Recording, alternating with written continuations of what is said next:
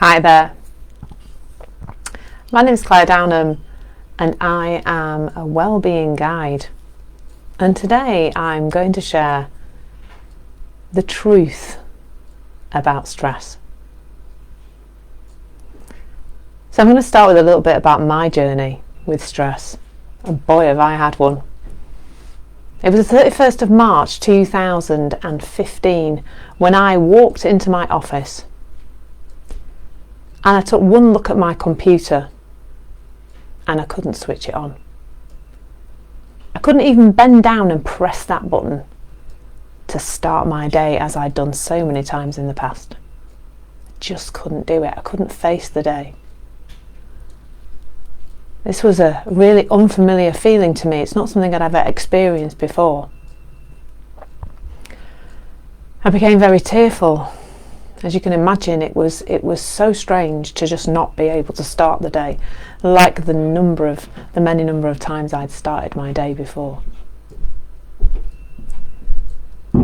Fortunately, I had a really supportive group of people who worked in the office of the primary school where I was a head teacher, and they guided me to go to the doctors and find out what on earth was going on. And I remember when I finally got in to see the practice nurse, I remember going through all those questions, and maybe you are familiar with those questions. The ones about your motivation and the ones about whether you're feeling anxious about things. And at the end of that quiz, I got top marks. But they're not top marks you really want to get in a test. Because at the end of that long stream of questions, during which I cried the whole time, I was told that I was severely depressed. Turns out, in actual fact, on further investigation, that I had adrenal burnout. Now, if you know a little bit about stress already, you'll know that the adrenal gland is the thing that pumps adrenaline into your system and is the fight or flight mechanism for human beings. I'm going to talk a little bit more about that later. And I had been stressed for such a long time that I had actually managed to fully break my adrenal gland. Bet you didn't know that was possible, did you? Well, it is. And when I used to look back on that period of my life, I'd had a crazy couple of years, really. I'd split up from my husband. I'd taken on a massive career jump, a promotion, all within the same year. I'd done far too much online dating and night clubbing, and possibly a little bit too much drinking and quite a lot of salsa dancing. And I was a single parent, of course, by then too. So I had an awful lot going on in my life, a lot of busyness, a lot of things going on. And I guess as well, I had a stressful job, didn't I? You know, that thing. When I tell people I was a head teacher when I burnt out and was very stressed, they kind of go, oh yes, it's all about that profession. It's a very stressful profession. But isn't it interesting how we do that in society? We give certain things a label of being stressful. So we might say that a job like my job as a head teacher is stressful. We might say, there's a list, isn't there, of things, the 5 most stressful things to do in your life. It's something like getting divorced, getting married, ironically, moving house, that's a corker. People over the road from me moving house at the moment, actually, and they seem to be laughing their way through it. They don't look particularly stressed to me. Obviously, bereavement, that's another stressful thing. But isn't it interesting how that isn't really true? So for some people, certain things are really stressful, and for other people they're not.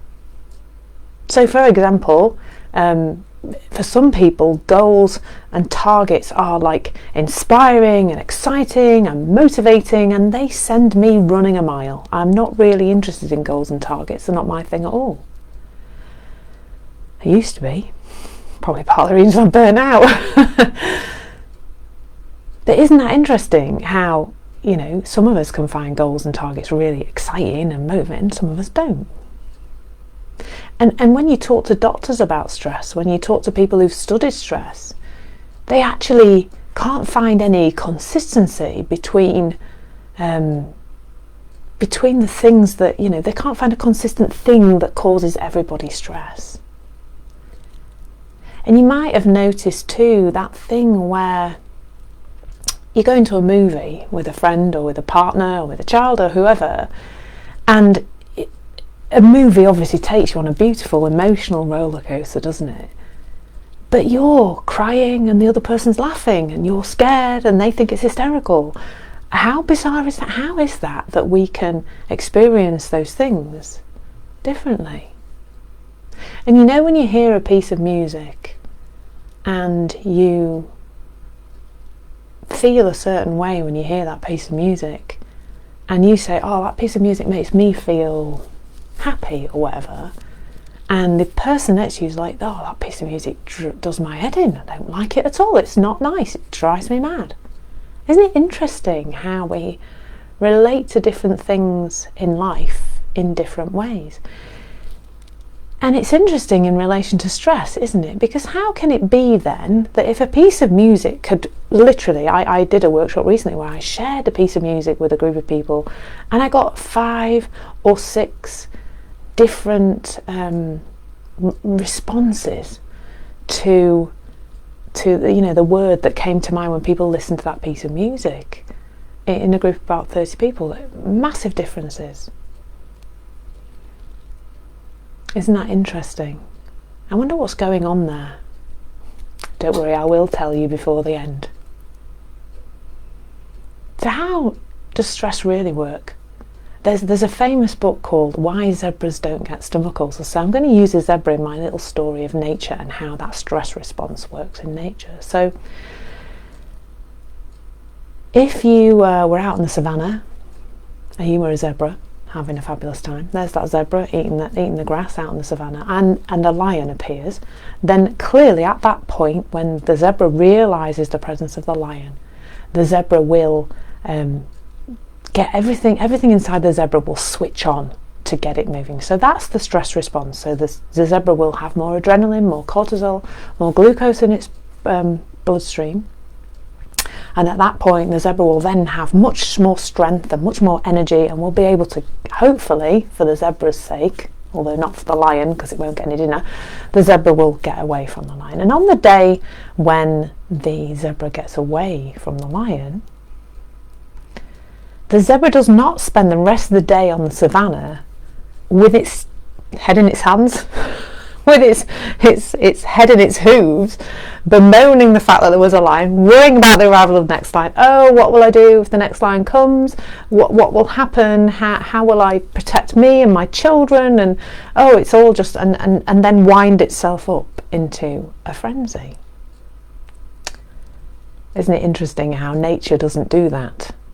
And humans do, don't we? Humans have this amazing ability to literally wind ourselves into that adrenaline pumped state as if we are being chased by a lion, just through our thinking. Just through our thinking. Through nothing really happening to us at all, but just through our thinking. And the problem is, when we start to look at the world and we're told by the world that certain things are very stressful and certain things can induce this stress response in us, we get caught up in trying to manage it, don't we? And that's why this talk is called The Truth About Stress, and it is not called Managing Stress, because stress does not need managing. It needs understanding. You need the truth about it. You don't need any more techniques to manage stress. Because the issue with all those stress management techniques is, well, how many times have I said stress in the last few sentences? It focuses your attention on the stress or on the anxiety or on whatever it is you're trying to fix or control or stop happening. And isn't it also interesting when we do our best in life? They did a study recently of entrepreneurs, and they asked those entrepreneurs, when do you have your best ideas? And the entrepreneurs said things like, when I'm in the shower, when I'm playing golf, when I'm just playing with my kids, when I'm on holiday, they had their best ideas, because those were the times when their minds were the quietest. And of course, from a busy mind, from an overthinking mind that's perhaps looking outside in the world and seeing all those stressful things and then looking to try and manage that, it's just putting a lot on our minds. And that's because, in general, in the world right now, we are working with a misunderstanding of where stress comes from. And I guess some of you watching might be starting to get a little bit of a clue about that.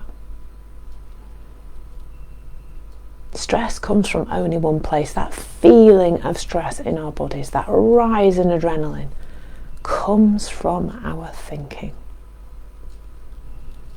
We live in an outside-in world where we are attributing things outside of us with an inherent power, an inherent level of stress, an inherent level of trauma, an inherent level of grief, whatever that is. But none of that is really true. And I guess the science that I've just shared with you about the animal really makes that zebra really makes that clear, doesn't it? Because if that feeling of stress is created by adrenaline and cortisol, maybe a bit too much glucose in your bloodstream, then how can that be coming from something outside of you? Who's got an adrenaline-filled syringe to put in you? Not even your ex-husband or wife has got that. Or your annoying mother-in-law, or whoever else it is, or your boss, who perhaps isn't the easiest person to work with. They don't have a syringe filled with adrenaline and cortisol to put into your body. So if there is a feeling in your body, that feeling is just telling you one thing. It's telling you that your thinking is stressful. It's all inside out, not outside in. 100% of our stress is created through thought in the moment.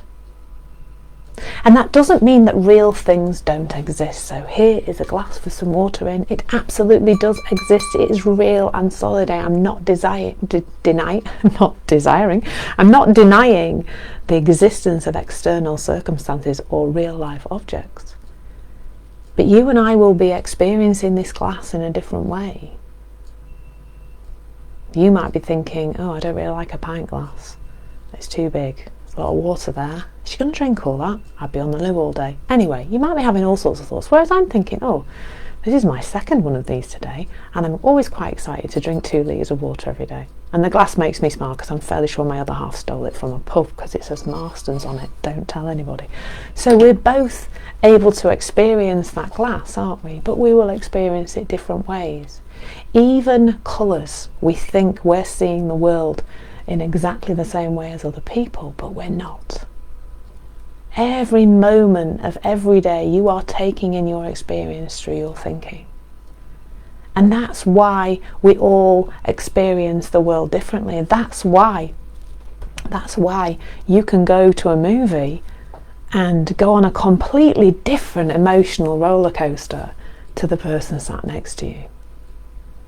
I think horror movies are I don't watch horror movies actually, but horror movies are a great example. Some people literally are in hysterics all the way through a horror movie, whereas I'm the one who's behind the chair hiding because I don't like them. I did actually watch American Werewolf in London once when I was very, very young, many, many years ago, and I couldn't go to the toilet on my own for about a week afterwards. So they're not for me.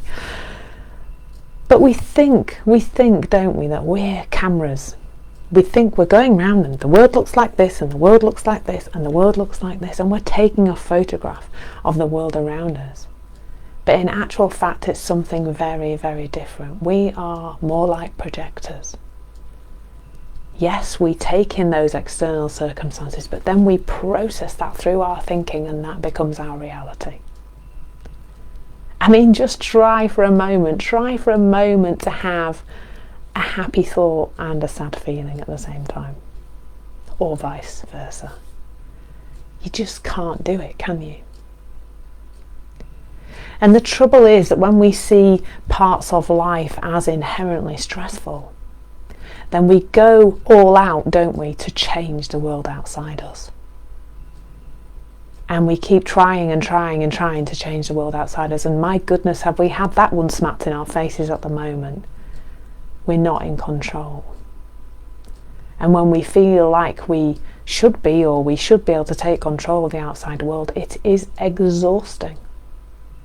If you think your happiness and well-being comes from outside of you, then you will be seeking for the rest of your life to find that thing that's going to make you feel happy, make you feel okay.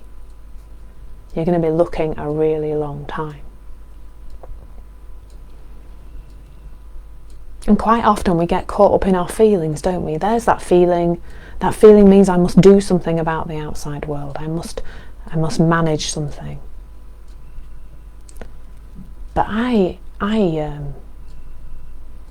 advise you to use those feelings as your emotional dashboard.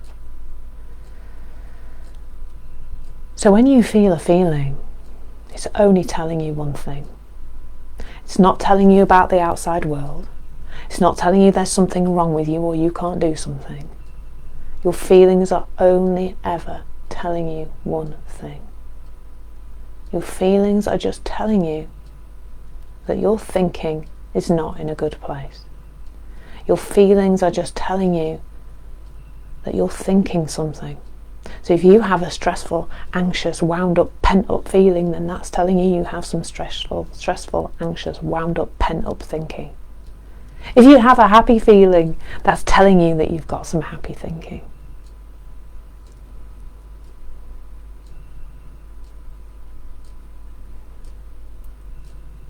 And it means there's so much less to do. There's so much less to think about.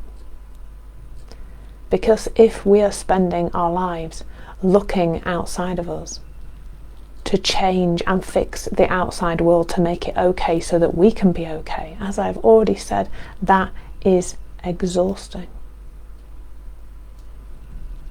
And if we can learn to relate to our thinking and our feelings in a different way, we live a much easier life.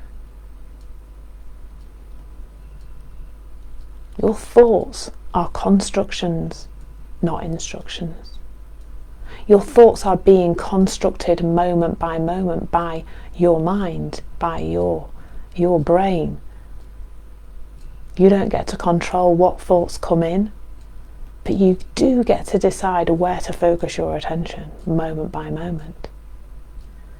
But when there's that confusion, when we think we've got to do something about the outside world to feel okay, it is confusing.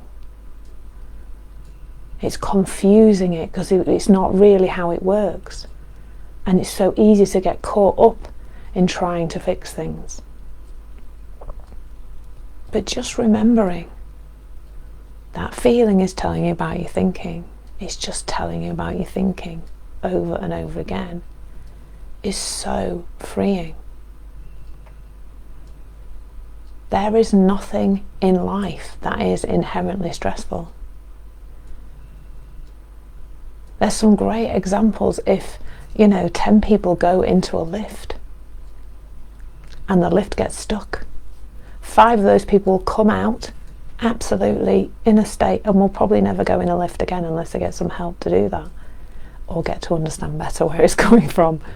And the other half will be dining out on it, and they'll be in the pub that night telling all the mates how they got stuck in a lift and how it's the funniest thing that ever happened to them.